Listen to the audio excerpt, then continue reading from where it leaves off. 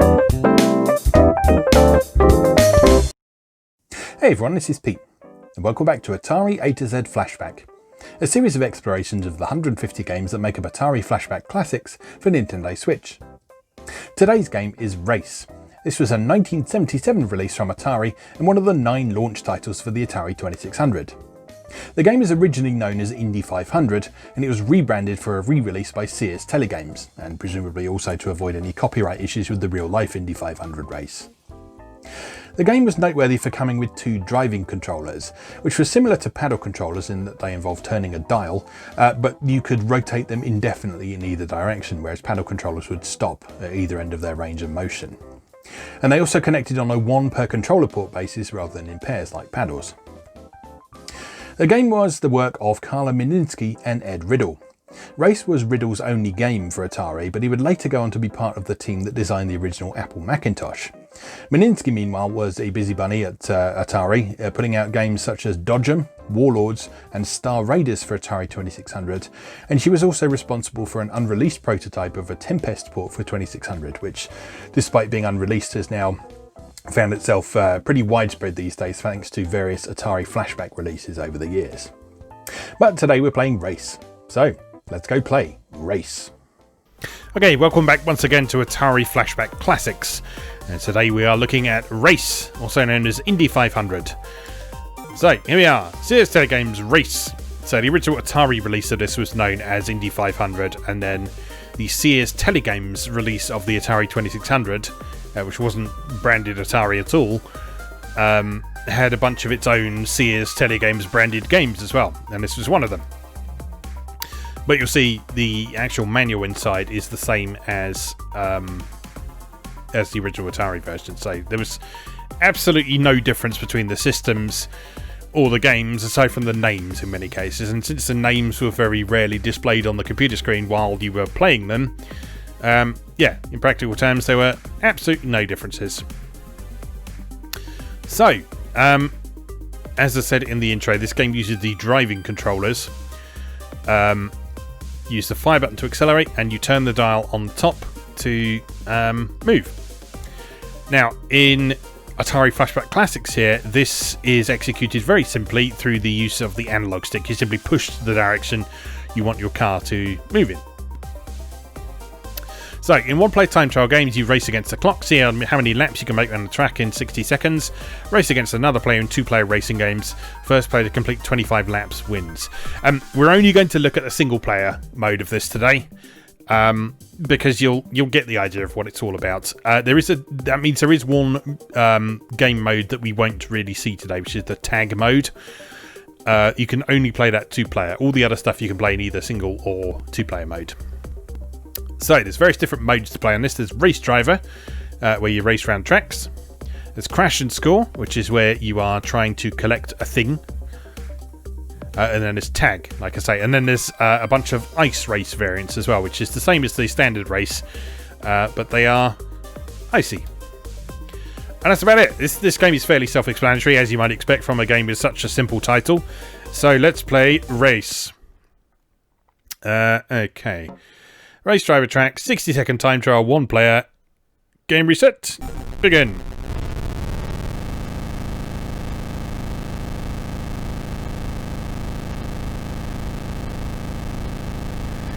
So yeah, this is really simple, and actually I really like the way this controls with the analog stick in Atari Flashback Classics, because unlike the very twitchy simulation of the paddle controls that you have in a lot of games in this collection, this makes perfect sense. In this, you are literally just pushing the direction you want your car to go in while holding down the button. And that gives it a lovely, lovely, lovely, smooth and fluid feel that is much more comfortable and much more satisfying than the way that top-down driving controls were implemented on a lot of other platforms, which was to have push left to turn left, push right to turn right, and press the button to accelerate, or push forward to accelerate in some cases.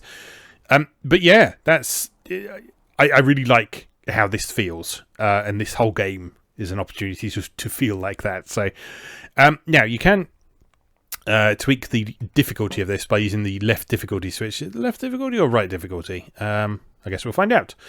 So if we try and play that mode again, now I'm on difficulty A. Remember, it's B for beginner, A for advanced. On difficulty A, you go faster. It's not a lot faster, but it is enough just to make controlling it just a little bit trickier and make the game a bit more interesting, particularly if you're playing by yourself.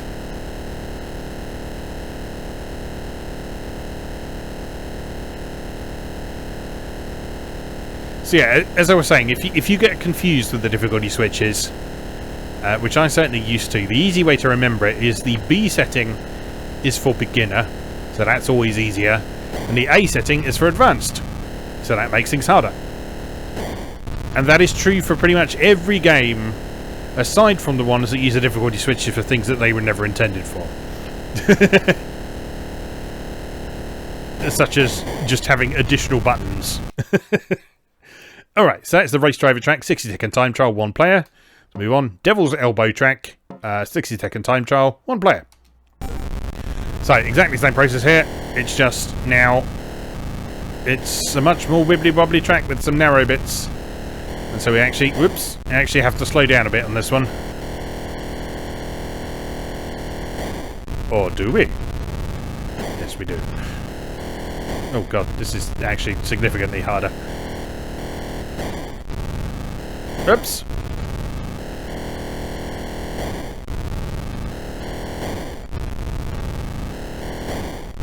Smash! Smash! Crash! Bash! Oh god.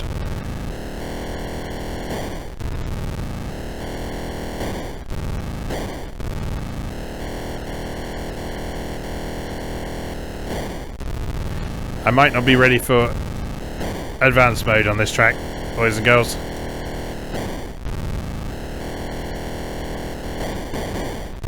I mean, I've done 5 laps, which is not terrible, but 6 laps.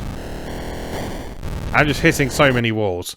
Right, let's pop that difficulty back down to 0. And so I got 6.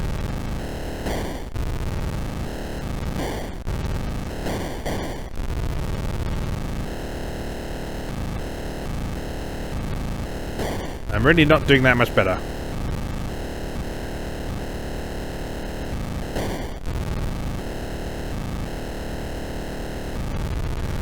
Those bits there, they're so narrow.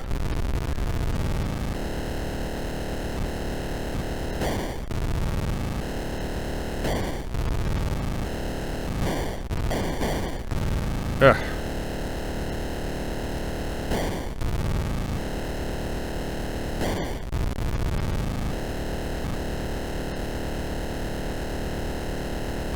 Not confident I'm going to get a significantly better score, you know.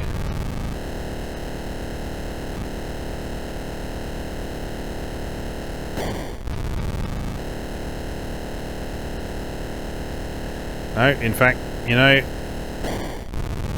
no, the exact same score. So, well, don't know what that says. Anyway, okay, so this moves on to Crash and Score next. So this is the first one, the 60-second time trial, 1 player. In this mode, you're not racing, you're trying to collect the purple blob.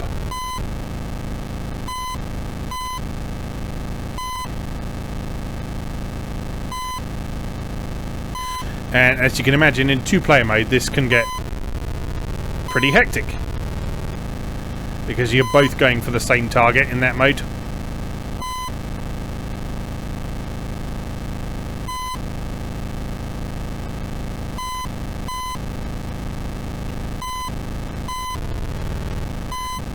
There's a really appealing simplicity to this mode. I've always liked it.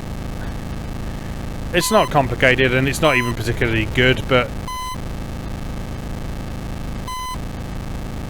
it's a fun sort of chill out game, and you have a nice big arena to enjoy these lovely controls in.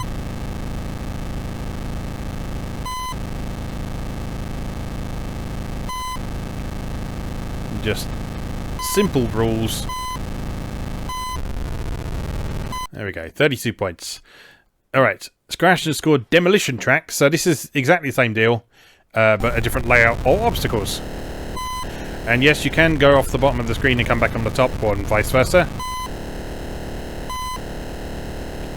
Which is quite helpful in 2-player mode if you're trying to outwit your opponent.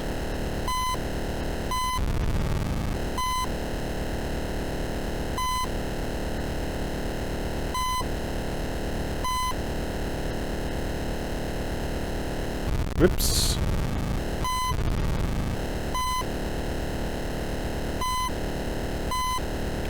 I just love these controls. They're so good. They're so satisfying. They do have the potential to make one's thumb a little bit sore after a while.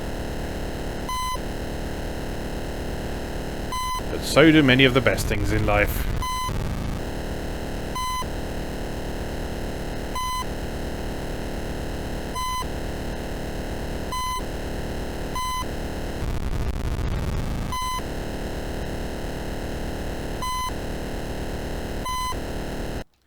Alright, what else we got?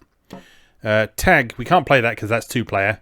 But yeah, the tag mode is exactly what it sounds like. One player tags the other one. That causes them to start flashing. And the tagged player then has to catch the other player. And you score points for as long as you manage to stay away from them. And there's 2 tracks for that. Okay, we then move on to the ice race track, which is the same as the standard track, but it's icy. And we'll see what difference that makes right now.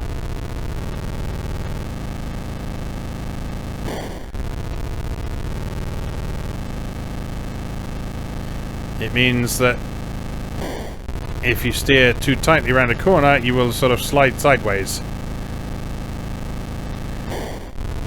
So that your back end really swings out very strongly on these ice tracks, so you just need to really allow a lot more room for cornering.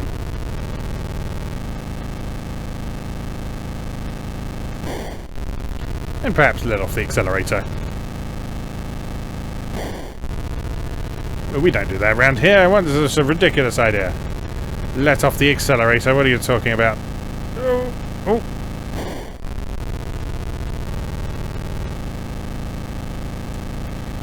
I love that car sprite. It's so silly.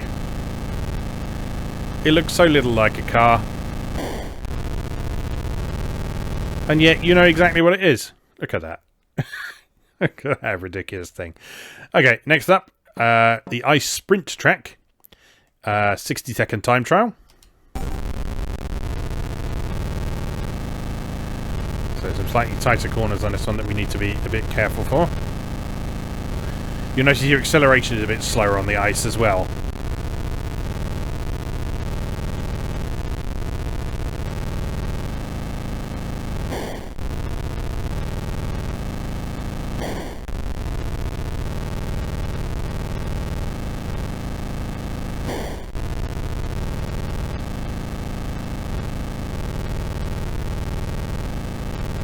Actually doing a bit better this time around.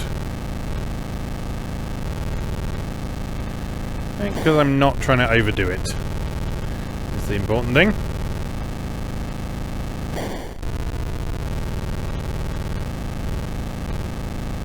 Oops. Are we going to make it to 6 laps? Not if I keep hitting the walls, I'm not. There we go, 6 laps. I'm happy with that. Alright, and what else we got? Oh, that's it. So you don't have an icy version of Devil's Elbow. That's a terrible shame, because that would have been some very silly fun, I'm sure. Anyway, that is Race. It's a very simple game, as you might expect from a very early Atari 2600 game, but I really like this. It's fun. It's definitely a lot of fun in 2-player, so I recommend trying that if you want. But there's fun to be had here in single player as well, just trying to beat your best scores and try and find the optimum racing line and that sort of thing. So yeah, fun little game, simple game. Not the best game on the 2600 by any means, but enjoyable. One of those that's just fun to boot up for a quick race round with sometimes. As always, thank you very much for watching, and I'll see you again next time.